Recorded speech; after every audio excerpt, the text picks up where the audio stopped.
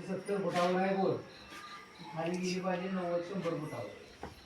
आता आहे ती त्यानं पायपा काढीत नुसते वर आणले त्या. ती पाण्यातच मोटर नाही, वरल्यावर पाणी होते.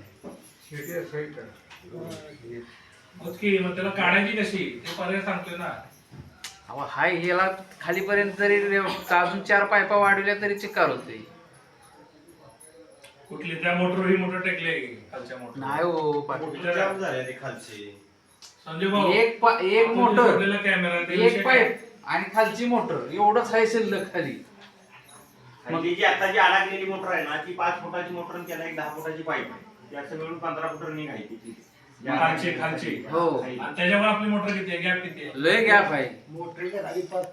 5 फूट मोटर आणि 10 फूट पाईप इतकं खाली गेलंय ते 15 फूट. ते सोडा हो. अहो, त्याच्यावर त्या दोघांच्या मधली जी खालची मोटर आणि मधली मोटर पहिली मोटर आणि वरचा मधला आता जी आहे तिचा मोटर सर्वसाधारण एक 5 फूट अंतर असेल दोन्हीच्या मध्ये. 5 फुटात काय होणार? ते मध्ये 60-70 फूट अंतर आहे. अहो ती 60 फुटाचं 60च फुटाच्या पायपा नुसत्या टाकल्या आहेत त्यांनी. खाला मधला गॅप आहे. ती किती फूट आहे पाईप? मोटर बी असणार आहे, एखादी पाईप वाढवली इतकं नसणार कारण की व्हिडिओ केलेला आहे कॅमेरामध्ये व्हिडिओ 210 फूट आहे. रनिंग आहे खाली म्हणजे मोटर वागच्यावर आहे ना जी आता जी अडकलेली आहे सगळा बोर आहे की सगळा बोर आहे 10 का 15च्या आसपास काहीतरी सगळा बोर उगाले. आहे.